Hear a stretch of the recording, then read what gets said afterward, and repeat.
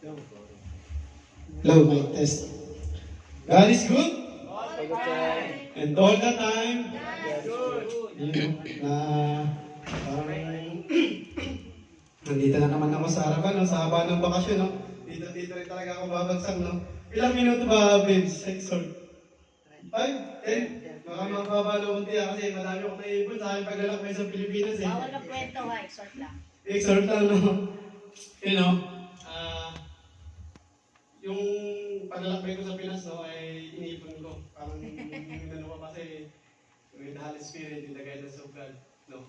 Eh, ito yung binigay sa akin ng Panginoon, no? Respect. Kasi yun yung parang naging, pag may mga nakasalunga ako sa Pinas, hindi ko kahit naiinis ako. Kasi madami sa atin ang bundo ngayon sa Pilipinas, no? Madaming mga scammer, madaming mga nangyuyumilig sa'yo. Pero dahil nga lumalaki ka sa Panginoon, kailangan ng respeto. Pag nirespeto mo sila, hindi yung ibabalik nila sa'yo.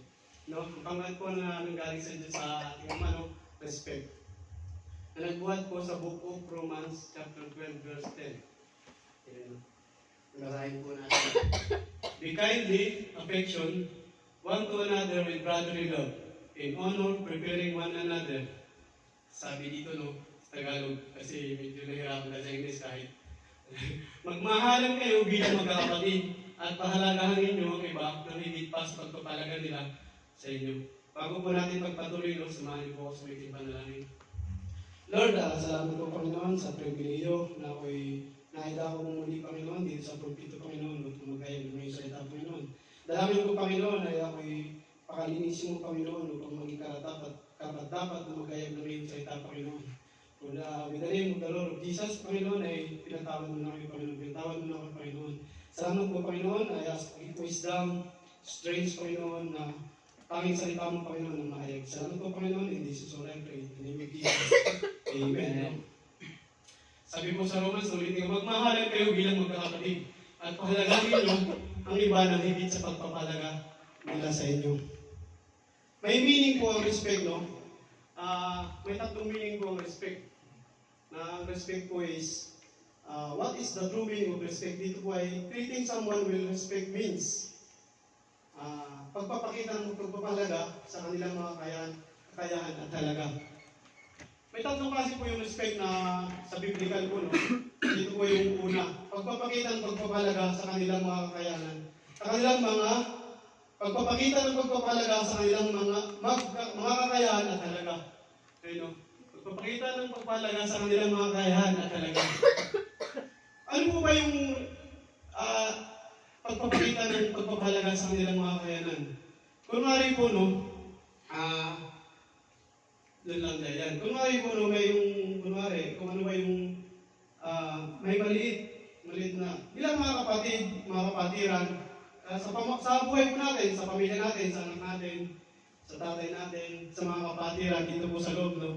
Kahit po sa labas, no, pag po may itong tao, may itong mga kapatid na nag-effort, maliit, malaking bagay, o kahit ano pa, maliit, i-appreciate po natin, ibigay natin yung pag-respeto sa kanila. Pahalagaan po natin kung ano po yung mga nagawa nilang mali. Kunwari si Juni, nagprito siya ng isda. Wow, ang sipag ni Juni, ang sarap ng pritong isda. Yung pong pagpapakita ng kanilang pagpapahalaga, pag-respeto, yun po yung nagbibigay ng encouragement na, ay, sa susunod, pagbubutihan ko pa. Kasi, pag nirebuke nyo, yung sabi niya, wow, ang sarap ng isda, kahit sulog. Oh, hindi na ako magluluto sa susunod, mabira, parang may mga ganun pong bagay, no? With the love of the Lord, no? Kailangan po natin i-encourage yung mga kapatiran natin sa maliit na bagay. Kahit yung anak ko minsan, minsan, nag-exam siya, Ito, sabi mo, yung respeto sa buhay, sa mga mission, pinagsama-sama ko, no, Yung anak ko, nag-exam siya, nag-exam. Trial test, exam siya, nakakuha siya ng 6 out of 10. Imbis na sabi ko, ba't ganyan? Tinuruan kita kagabi, bakit ganun nangyari, ba't ganyan?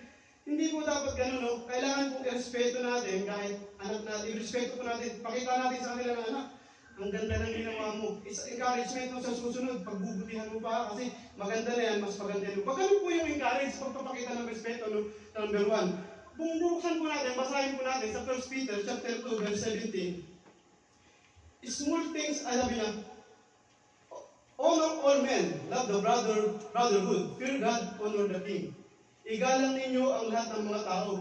Ibigin ninyo ang pagkakapatiran, mga tangkay ng Diyos, igalang ninyo ang hari. Pinapakita po dito na igalang po natin ang bawat isa, meaning respect is about love.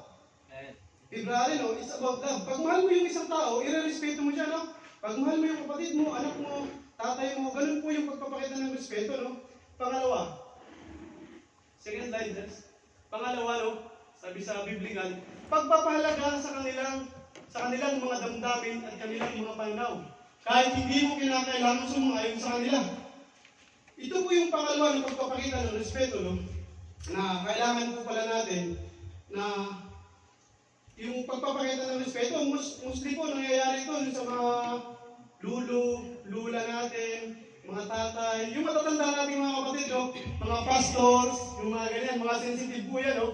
Kailangan yung pagpapahalaga natin sa kanila, yung mga damdamin nila. Sabi nga, pagpapahalaga sa kanila, kanilang mga damdamin at kanilang mga panaw, kahit hindi mo kinakailangan sumang-ayon sa kanila. Ibig sabihin, may mga nagawa silang mga hindi naaayon sa'yo, no? Hindi naaayon sa'yo. Pero hindi ibig sabihin nun na i-review mo sila. Hindi ibig sabihin nun, no, babatisan mo, uy, mali ang ginawa mo, tay, mali ang ginawa mo, kapatid, mali ang ginawa mo. Bilang pagpapakita ng respeto, no, bilang sa mga magulang natin, lulo natin, tatay, pastor, kapatid, lalo-lalo na yung mga nakakatanda sa atin, no, pagpapakita ng respeto sa kanila, kailangan po natin na i-respeto sila kahit mali yung nagawa nila bilang nakakatanda. Huwag natin sugatan yung damdamin nila. Kasi sila mismo, sabi dito sa First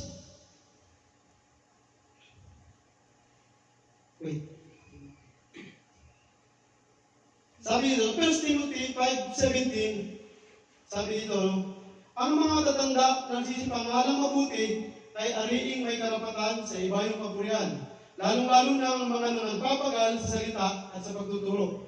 Sabihin po yung mga matatanda, no, igalang po natin yung respect po dapat nandun. Kahit alam natin nakagawa sila ng mali, alam natin na may ginawa sila, pero wag po natin silang, wag ninyong ibababa sila, wag niyong itataas yung sarili niya dahil naglilingkod ako sa Diyos. Hindi po ganun.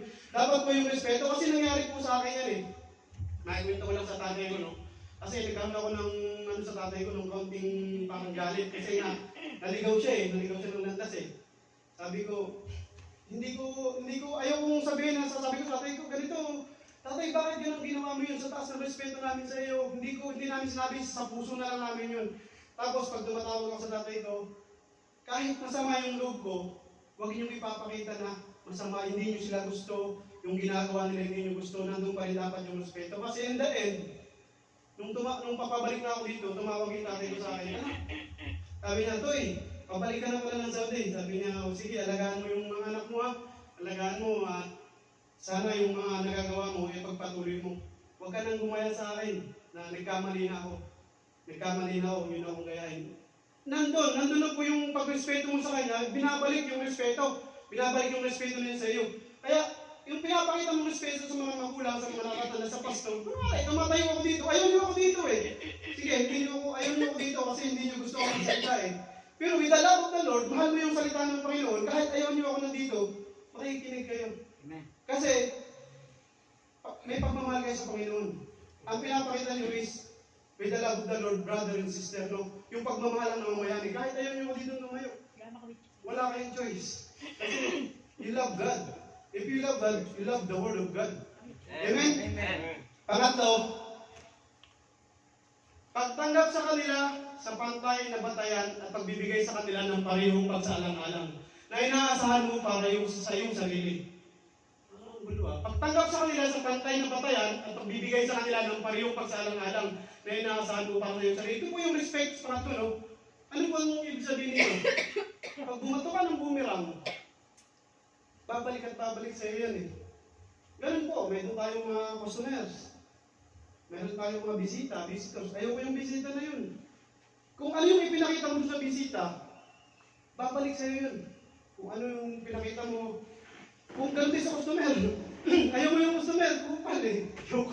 Sorry Lord. Bakit yung customer? Ang pangit eh. Ayaw mo sa customer, sabi, ano naman yung makulit. Kasi ito, na-experience ko na ito madalas. Yung mga petrolin ingat kayo. Sa anak mo, nag-aaway kayo lagi ng misis mo, ihiyawan kayo, nagbabatuhan kayo, anong nangyari sa anak mo. Palagay mo yung respect na pinapakita mo sa anak mo, yung ipinifeed mo sa anak mo, pag binato mo yun, babalik sa'yo yun eh. Ano bang magiging paglaki ng anak mo? Siyempre, paglaki ng anak mo, yun din yung mapapumulan niya. Kung ano lumalabas sa bibig mo, yun din yung aanihin mo. Kasi parang bumerang na yan eh. Customer, sinabi mo, sabi, ay siya, lagi ka mahit ang ulo. Ganun na din yung babalik sa'yo eh. Kasi, buksan po natin. Ano po ang sabi dito sa Matthew chapter 7, verse 12. No. Kaya nga lahat ng mga bagay na ibig ninyong sa inyo ay gawin ng mga tao, gawin naman ninyo ang gayon sa kanila, sapagkat ito ang sa kautusan at ang mga propeta. Gawin ninyo ng may pagmamahal.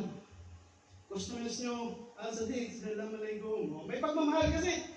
Ako, medyo guilty ako niyan dati, but by the glory of God, sabi nga kailangan natin i-apply sarili natin yan eh. Process. Lalo na nung unang process yan eh. Pero pinipilit ko yung sarili ko na ayos, tanggapin sila ng may pagmamahal. Parang bisita eh. Pag yung bisita tinanggap mo may pagmamahal, pag bumisita ka sa kanila, parang bumilang eh. Asikasuhin ka din yan eh. May hospitality, di ba? At yan nakilala ang Pilipino. May hospitality ang Pilipino. Kaya po, sabi nga doon sa verse ng Matthew, kung ano yung ibinato mo, yun din yung mabalik sa iyo. Kaya kailangan ng respeto. Amen? Amen. And before we end, sabi nga, this exhortation, basahin po natin sa 1 Corinthians chapter 16, 14. Slide. Let all things you do be done in love. Gawin ninyo sa pag-ibig ang lahat ng inyong ginagawa. Yun po, ibig sabihin, ang respeto, how do we earn respect? Para po para po magkaroon ka ng respeto sa iyong sarili, para maka-earn ka, para magkaroon sila ng respeto sa inyo, gawin ninyo sa pag-ibig ang lahat ng inyong ginagawa with the love of the Lord. Amen? Yun po. Salamat po ha. Lord, salamat po Panginoon sa isang pribilehyo Panginoon na ako'y naitay mo muli dito Panginoon. Salamat po sa iyong wisdom. Salamat po Panginoon sa iyong strength. Salamat po sa mga patiran Panginoon. Nawa Panginoon, ang salita mo ay mag-penetrate Panginoon sa aming isip, sa aming puso Panginoon. At lagi namin Panginoon laging maisabuhay, Panginoon, ng iyong salita bilang isang pagrespeto, kapatiran sa mga tao, sa mga pamilya, brother and sister, Panginoon. At nawa, Panginoon, ito ay palagi naming maalala, Panginoon, palagi mong ipamulan sa amin, Panginoon, na dapat po kami may respeto, Panginoon. Panginoon, salamat po sa iyong salita. Nawa ay magamit namin, Panginoon, ito, Panginoon.